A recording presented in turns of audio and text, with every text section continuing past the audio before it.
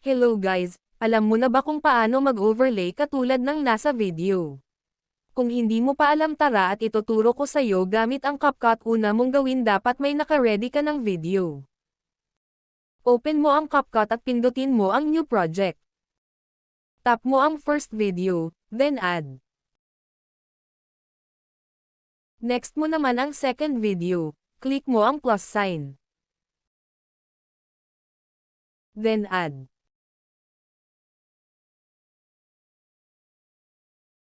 Ito ang second video. At ito naman ang first video. Tap mo ang second video at hanapin mo ang overlay, make sure na nakatap ang second video na ating i-overlay. Kung makikita mo, napunta sa baba ang second video. Tandaan, ito ang first video, at ito naman ang second video.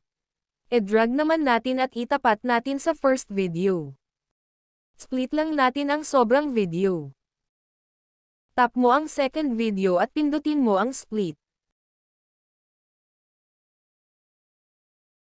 Then delete, ayan at pantay na siya. At eto ang importanteng part, tap mo ang second video at paliitin na natin ito sa gusto mong laki. Kung gusto mo naman i-remove ang background, ituturo ko na din sa'yo kung paano gawin. Hanapin mo lang ang cutout at pindutin mo ito, pagkatapos isunod mo ang remove background.